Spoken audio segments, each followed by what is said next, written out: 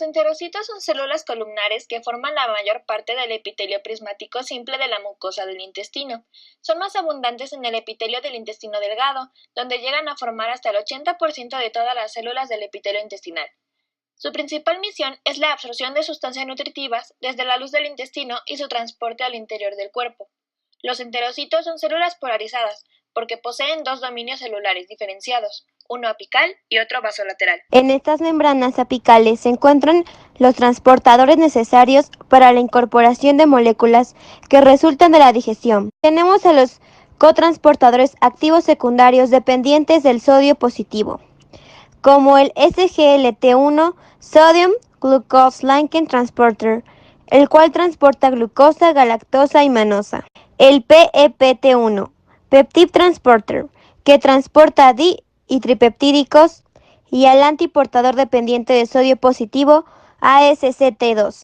Podemos encontrar proteínas transmembranales importantes para la incorporación de iones como el citocromo biduodenal, que es incorporado al citoplasma por el transportador DMT1, donde forma parte del pool de hierro. El hierro puede ser almacenado en ferritina o ir a la circulación a través de la ferroportina. Luego se oxida a hierro 3+ por la hefestina y es transportado por la circulación en el receptor 1 de transferrina, el cual es un receptor homodimérico transmembranal considerado el principal captador celular de hierro localizado en la membrana del enterocito. Presenta una O-glicosilación y 3 N-glicosilaciones. Estas últimas tienen especial importancia en la captación de moléculas de transferrina diférrica y en la endocitosis mediado por glatrina.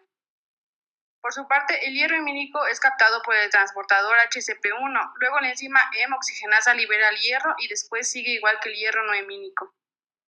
Existen dos proteínas conocidas como IRP1 e IRP2 que actúan como sensores de hierro y regulan tanto la traducción como la estabilidad de los mRNAs que codifican las proteínas.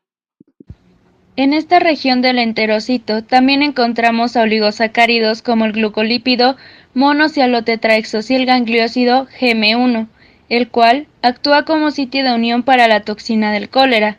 El proceso de señalización es parácrina y comienza cuando el vibrión del cólera, que es la célula de señalización, permanece en la luz intestinal, pero produce como ligando la toxina del cólera, la cual se va a unir al receptor GM1 del enterocito, que es la célula receptora. Al ingresar el ligando, interactúa con las proteínas G y estimula la adenilato ciclasa, provocando un notorio aumento en el AMP cíclico intracelular que actúa como segundo mensajero. La acumulación de AMP cíclico aumenta la secreción de cloruro, proveniente de las glándulas intestinales e inhibe la función transportadora del sodio en la mucosa, reduciéndose la absorción de cloruro de sodio. La respuesta a ello es un aumento resultante en la cantidad de electrolitos y agua del contenido intestinal, provocando la diarrea.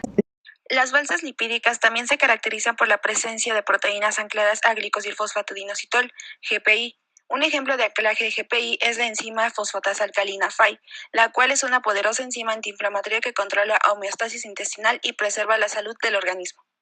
El borde del cepillo del enterocito tiene una proporción inusualmente alta de glucolípidos, las cuales están enriquecidas en colesterol y esfingolípidos, encargadas de proporcionar estabilidad física y química a la membrana que se enfrenta a múltiples agentes perjudiciales presentes en la luz intestinal. Otro aspecto importante a resaltar del enterocito en su región apical es la presencia del espacio extracelular conformado por el glucocálix, el cual está formado por los glucolípidos y glucoproteínas de la membrana. Por difusión facilitada participan la GLUT2, que se encarga del transporte de monosacáridos, como la glucosa, hacia el espacio intersticial, y la proteína integral NPC1, L1, Niemann-Pick, C1, Like1, es esencial para la absorción intestinal de esteroles. El dominio vasolateral está ubicado hacia los tejidos internos. La membrana plasmática está especializada en el transporte de sustancias desde y hacia el enterocito. Aquí podemos encontrar tanto proteínas del transporte activo primario como la bomba de sodio-potasio, la cual mueve estos iones contra gradiente como proteínas del transporte pasivo, dentro de las cuales encontramos la proteína de canal aquaporina 3, ACU3, que forma parte de las acuagliceroporinas y se encarga principalmente del transporte de agua y glicerol a través de la membrana lipídica. Difusión simple es un ejemplo de desplazamiento de agua que pasa desde la luz del intestino a través de las uniones estrechas, vía paracelular, o en menor cuantía a través del interior celular, vía transcelular. Dicho desplazamiento tiene lugar por mecanismos pasivos osmóticos. Existen distintos tipos de adhesiones celulares en la región basolateral del enterocito. Tenemos a las caderinas, que son glucoproteínas integrales, calcio independientes, que forman parte de dos tipos de uniones de anclaje. Estos dos tipos corresponden a las uniones adherentes, que se encargan de la unión de célula a célula. En esta, la caderina E está en contacto con los filamentos de actina del citoesqueleto a través de dos proteínas adaptadoras, la catenina y vinculina. Los desmosomas, que unen a dos células, las desmocolinas y desmoplaquinas. Son los tipos de caderina presentes en esta unión. Se encuentran en contacto con los filamentos intermedios de queratina a través de las proteínas adaptadoras placoglobina y desmoplaquina. También encontramos a las uniones oclusivas, que sellan el espacio intercelular. De estas tenemos a las uniones estrechas o sonula ocludens, que se encarga de la unión célula a célula. En este caso, las proteínas principales encargadas de la unión son la claudina y ocludina, que se unen a los filamentos de actina del citoesqueleto a través de las proteínas adaptadoras ZO1, ZO2 y ZO3. Dentro de las uniones comunicantes que permiten el paso de pequeñas sustancias entre células continuas está la unión GAP, que se encarga de la unión célula a célula y está conformada por un conexón formado por 6 conexinas.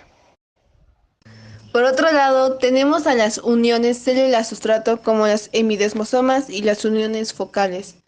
La proteína encargada de la unión es la integrina, que se relaciona con los filamentos intermedios de queratina a través de la plectina, mientras que en el segundo se relaciona con los filamentos de actina a través de la talina, que es una proteína periférica encargada de unirse a la vinculina.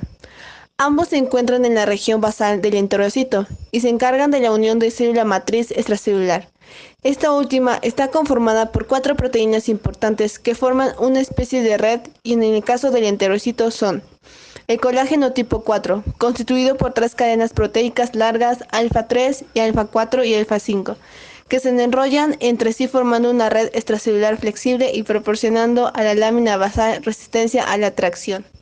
La lámina 5 es una proteína heterotrimérica que contribuye a la arquitectura de las membranas basales y media en la adhesión celular, el crecimiento y la migración de la diferenciación. La fibronectina tipo 2, dominio contenido 3-alfa FNDC3A, involucrada en la adhesión celular, el crecimiento, la migración y la diferenciación. Se une a componentes de la matriz extracelular como colágeno, fibrina y proteoglucanos. El proteoglicano perlecano se une tanto a la lámina como al colágeno tipo 4. El glucosaminoglicano GAG del perlecano es el heparansulfato, compuesto de ácido glucurónico, GICA y N-acetilglucosamina, GLCNA.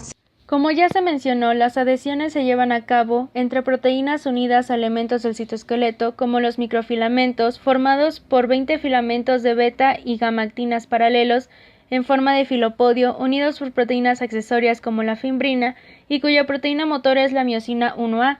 Los filamentos intermedios son de queratina, y los microtúbulos definen la polaridad de la célula. Sus proteínas motoras incluyen la dineína, que participa en el movimiento de vesículas COP2, como en el transporte de lípidos desde el retículo endoplásmico rugoso hasta aparato de Golgi, y la quinesina 17, que también participa en la movilización de vesículas de lípidos recubiertas con clatrina que salen de la célula. En cuanto a su ciclo de vida, como los enterocitos están en contacto con sustancias tóxicas y sufren daños continuos, en vez de repararse, son renovados constantemente.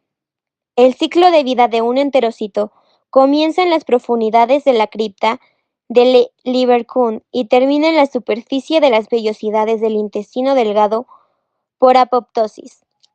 En humanos, el epitelio intestinal es renovado completamente cada 4 o 5 días. La célula madre que se divide activamente procede de una secuencia de fases llamada ciclo celular, la cual divide el genoma por igual en los extremos opuestos de la célula y ésta se divide en dos. Finalmente, la célula madre sufre una detección del ciclo celular y comienza el proceso de diferenciación.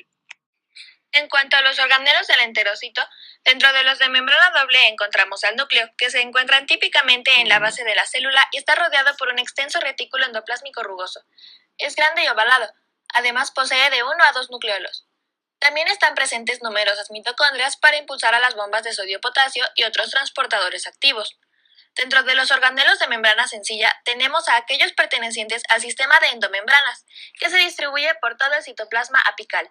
Contiene numerosas cisternas del retículo endoplásmico liso. El retículo endoplásmico rugoso es extenso y se sitúa a mayor profundidad dentro de la célula. Las vesículas de pinocitosis y vacuolas son muy abundantes debajo de la membrana apical y de la membrana vasoteral. Los lisosomas están rodeados solamente por una membrana. Contienen gran cantidad de enzimas digestivas que degradan todas las moléculas inservibles para la célula.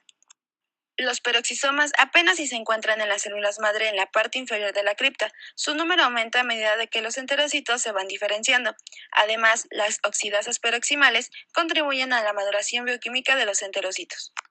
En los organelos unimembranales encontramos a los endosomas que junto con el citoesqueleto llevan a cabo la transitosis. Un ejemplo sería el proceso del transporte de la inmunoglobulina más abundante en la mucosa intestinal, la IgA polimérica, hacia la superficie mucosal. Así la IgA se une al receptor de IgA poliméricas presente en la membrana vasolateral. El complejo IgA-PLGR es internalizado y transportado mediante vesículas recubiertas por clatrina a la membrana apical de la célula epitelial para ser liberado el lumen intestinal. Las vesículas se fusionan en los endosomas tempranos, los cuales envían las cargas de los endosomas comunes. Durante el proceso de exocitosis, el PLGR se fragmenta y el dominio extracelular queda unido a la PLGA, confiriendo resistencia frente a proteasas presentes en el lumen intestinal. Esto da como resultado a una síntesis masiva de proteínas para preparar a los enterocitos para la absorción de nutrientes. Un ejemplo de proteína sintetizada por ribosomas unidos al retículo endoplásmico es la APO48, que funge como componente proteico clave de los kilomicrones. El gen que la codifica es el ApoVec-C1, apolioproteína BARM de adición enzima subunidad catalítica 1. Se expresa en el duodeno y su función es codificar a un miembro de la familia de enzimas citidina desaminasa. La proteína codificada forma una aloenzima de adición de proteínas múltiples con el factor de complementación ApoVec-C1-ACF y la proteína estimulante ApoVec-C1-ASP.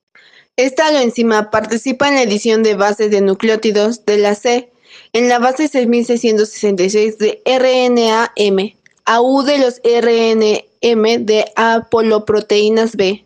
Su acción hace que el triplete de glutamina 2153 de la K se convierte en el codón de la parada de la traducción. El codón UAA. Este proceso es una modificación posttraduccional denominada edición de RNA de ApoB.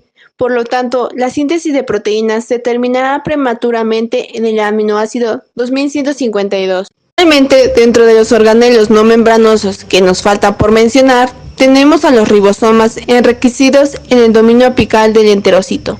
Durante la alimentación, un gran número de transcripciones, incluidas muchas que codifican RNM de proteínas ribosómicas, se mueven de forma apical a través de los microtúbulos. En la ruta dependiente de ApoB48, una vez sintetizada, este se ensambla en el retículo endoplásmico rugoso, cuya localización de señal se da en el extremo N-terminal de la proteína, con cantidades inicialmente pequeñas de triglicéridos que se sintetizan principalmente por el diaglicerol o acetiltransferasa 2 y se transfieren a través de la proteína luminal del retículo endoplásmico rugoso, la proteína de transferencia de triglicéridos microsomal MTP, la UC importada desde el lumen intestinal al enterocito a través de NPC1-L1 se esterifica por el acetil-CoA acetiltransferasa 2 y también se empaqueta en la lipoproteína ApoB48 de nueva formación. La lipidación continúa en el retículo endoplásmico e infla la partícula, lo que requiere la estabilización de su superficie por fosfolípidos y ApoA4. Las partículas nacientes se transfieren luego al aparato de Golgi en vesículas de transporte, se lipidan más y finalmente se secretan de manera regulada como kilomicrones en la línea. Un ejemplo de proteína sintetizada por ribosomas libres es la PEX19, que es principalmente citosólica en enterocitos. Es una proteína de membrana que interactúa con las proteínas de membrana peroxisomal para su importación posttraduccional.